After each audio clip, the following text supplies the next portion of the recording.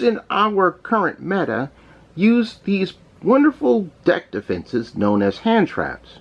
They use them to either protect their own plays or disrupt their opponent's plays. There is a great diversity of hand traps at the disposal of a duelist, given the right price in certain instances. But one thing that I found out while watching so many deck profiles is this. When you see a duelist talk about the hand traps that they use in their main or side decks, one thing is commonly used. Their hand traps have a sort of rarity to them, whether it's regular rares, ultra rares like this DD Crow, etc.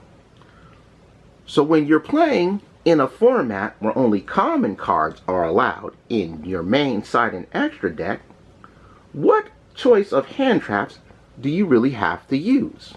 It's even more of a taxing decision to make than creating a common charity deck.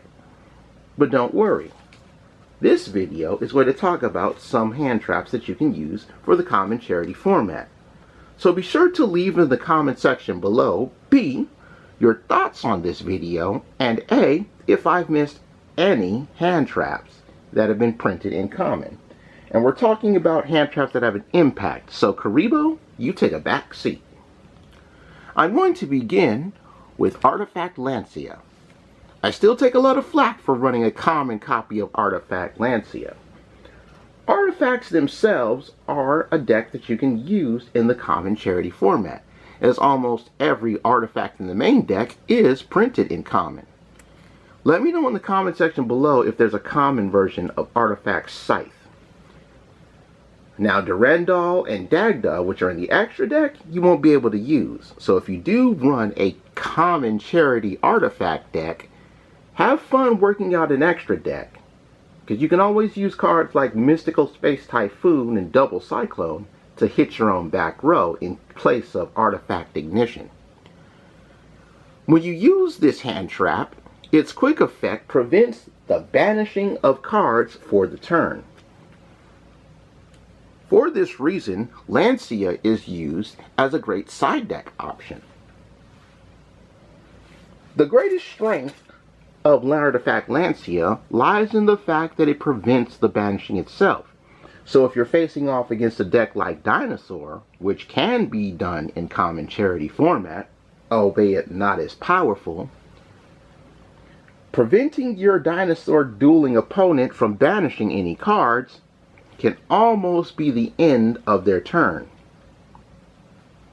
What's even greater about it is that its quick effect can actually protect another hand trap. Say your opponent goes through their play and you use a particular hand trap. You may come across a particular spell, like Call by the Grave or Crossout Designator, which will banish a hand trap to negate its effect. Since these are quick play spells, they share spell speed 2 like quick effect monsters.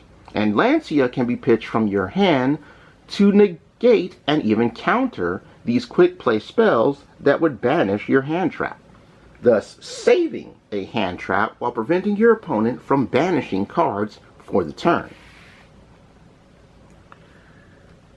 The next hand trap that I want to talk about, I'll just make one little thing. Lancia is a very affordable card.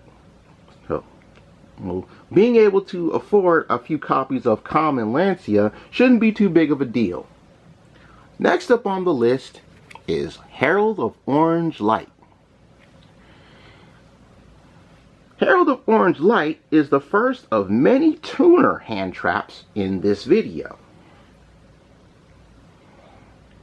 And before I go on, I would like to make a quick nod to Thrifty Duelist, who just recently posted a video on top 5 hand traps for under $5. Now, at the current marketplace price, at the current marketplace price, the Orange Lighted Herald is $3. And is probably the number 6 pick in Thrifty Duelist's choice. So if you're watching, feel free to clear up my thoughts, or my take on your thoughts in the comment section below, Thrifty. Enjoying the content there, man. So how exactly does Herald of Orange Light work? At a quick effect speed, you pitch this card and one other fairy in your hand to negate and destroy a monster. On that note, it is similar to Psyframe Gear Gamma. The only difference between the Orange Lighted Herald and the Psyframe Gear Gamma are the restrictions that go into it. Herald of Orange Light is selected to a couple of decks, and requires you to pitch another fairy in your hand. Artifact Lancia is also a fairy monster, so technically you can pitch a Lancia for cost of the effect of Herald of Orange Light. Psyframe Gear Gamma revolves around a brick as well. Psyframe Driver. Unfortunately for Gamma, its lowest printing is a regular rare, which is kind of sad because Driver comes in common. Driver, on the other hand, is summoned from the deck when you summon Gamma to negate and destroy the card or monster. And at the end of the turn, Gamma banishes itself and the Driver. I wonder what would happen if you chain Lancia to the effect of Gamma during your end phase. Do you keep the cards? We'll let Distant Coder answer that question.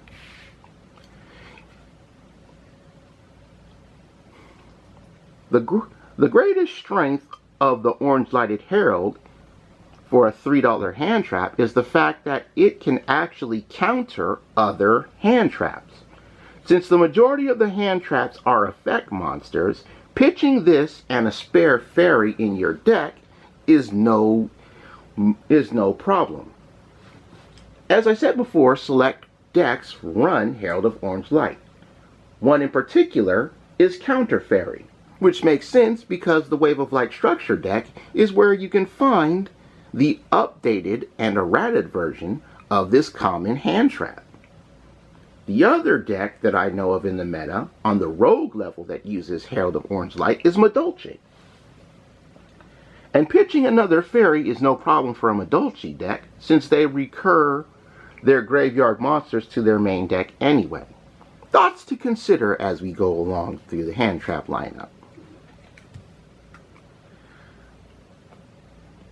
Next up is Skullmeister. To those who don't know, Skullmeister is actually a budget alternative to the hand trap Ghost Bell and Haunted Mansion. Like Ghost Bell and Haunted Mansion, Skullmeister can be pitched at a quick effect speed to negate a graveyard effect. While Skullmeister only negates one effect in your opponent's graveyard for the turn, as Ghost Bell negates all effects from the graveyard that would activate in the turn.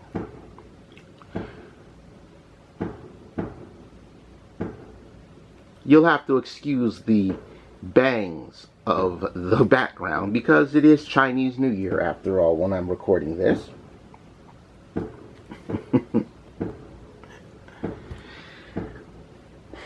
You don't see Skullmeister too often, and for a Vrain's Era structure deck hand trap, and a Vrain's Era hand trap at that, there are its moments where it can prove useful. This hand trap also is a part of controversy, for it and another hand trap that I am going to talk about, in fact, the very next hand trap, can be found in one particular place. The structure deck power code link. There's controversy along Skullmeister, and that controversy ties into the next hand trap in our lineup, Effect Veiler. Effect Veiler is my personal favorite hand trap of choice. And is one of the cheaper hand traps in the game. A lot cheaper than, well, it costs more than Skullmeister, which is probably the second cheapest hand trap on this list. But at $3, it comes in close to being one of the more moderate priced hand traps like the Herald of Orange Light. The greatest strength of Effect Veiler is that you can use more than one in a turn, as it is not OPT, where many hand traps are limited to once per turn. The Power Code Link Structure deck is the main place to find Effect Veiler. This Reigns era Yu-Gi-Oh deck has a common version of this. But not only will you find a common Effect Veiler in the Power Code Link Structure deck, but you'll also find a common version of Skullmeister in that same deck. So if your locals have this deck still, and you can purchase it for common charity, you'll have 2 hand traps for the price of 1.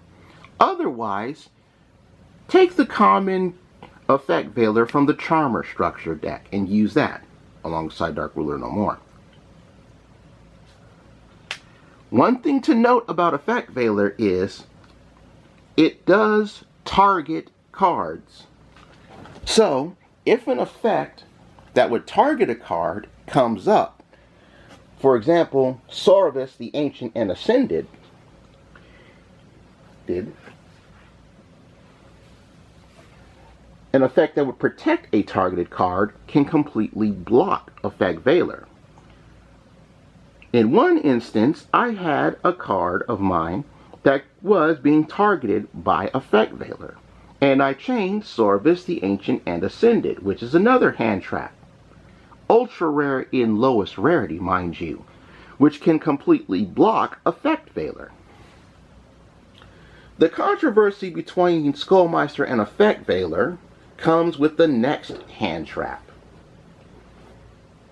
And unfortunately, folks, this is where the pricier stuff starts to kick in. The Power Code Link Structure deck in Japan had one particular hand trap in it, but in the TCG, Effect Veiler and Skullmeister were given in this deck as a replacement for Droll and Lockbird. Droll and Lockbird is perhaps one of the most powerful hand traps in common charity format, locking down drawing from either player for the rest of the turn when a card is added to the hand from the deck. Combined in certain decks, and one good combination is using Droll and Lockbird and Artifact Durandal, you can completely shut an opponent off of the deck. This hand trap does see sideboard play in our current meta, and its greatest strength is stopping your opponent from doing additional searches in their decks. Many decks in the current meta, common, charity, and regular, do searching, and throwing this down to stop searches can in many cases end a player's turn. Droll and Lockbird is the second level 1 hand trap of the 5Ds era, Veiler being the other one. However, this common version of the card is found only in one structure deck, Spellcaster's Command, which is an Arc 5 structure deck. This is a pricier hand trap, as it has a current price of $15 a copy. For such a powerful hand trap, it's going to have the price that it has. And for good reason. It is that damn good.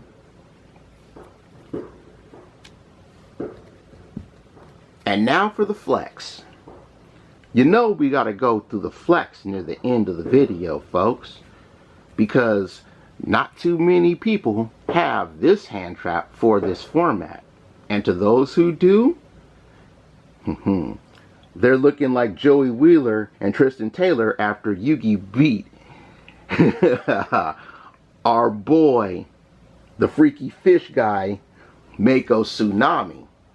And that is the most popular hand trap in the game.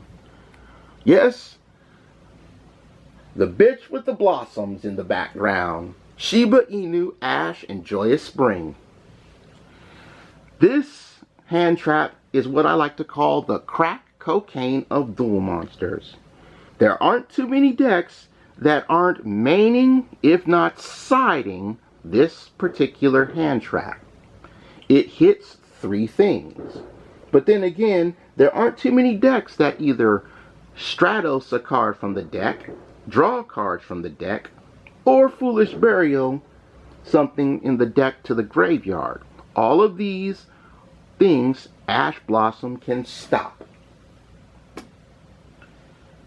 But this common card is found only in the Soul Burner Structure deck and is one of the lowest forms of Ash Blossom and Joyous Spring.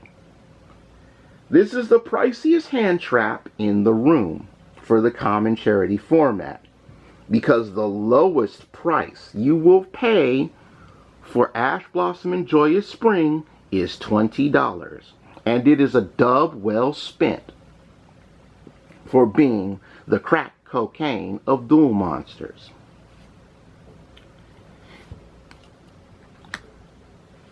Any other duelist would be saying thank you and ending the video, but I still have one more hand trap to talk about.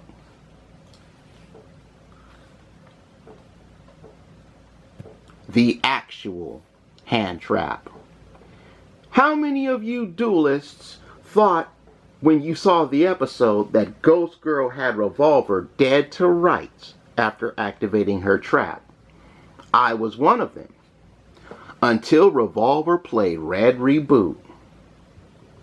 This literal hand trap may cost half of your life and give your opponent another back row to set, but to lock them out of their back row for one turn is all you might have needed to send their souls to the abyss and the infinite blackness, as Revolver did in that duel with Ghost Girl.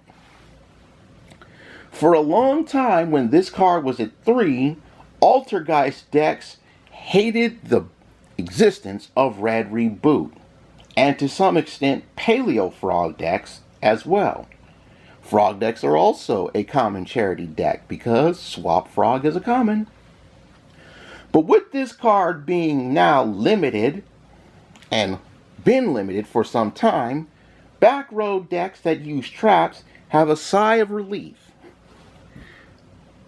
knowing that you can only burn half of your life points from your hand one time and lock your opponent out once during the turn. The only deck that won't suffer this burn is Counter Fairy, especially if they have their pendulum that prevents them from paying life points to activate traps. I want to make sure that you guys are aware of Red Reboot, because in Battle of Chaos, Dino Rufia, the dinosaur archetype whose main MO is using traps to pay half their life points to function, is probably going to have this card in their main deck, not on the side. And with the way our ban list has shaped up, as we can play 3 copies of Skill Drain, if this persists, we might be seeing Red Reboot jump to 2 in the summer. Hand trap diversity for the common charity format is not as big as it is in the regular metagame, but you do have options. Which hand traps you choose for your common charity decks all rely on your taste and the strategy, the matchups that you face, and most importantly, which ones you can afford. If you've got the money to get the crack cocaine puppy girl, go for it. If you're on a $50 budget and you can only afford 3 Veilers, don't have any shame in it. But these 7 hand traps can get you through common charity. Thanks for watching. But for now, I take my cards to the box because I'm done.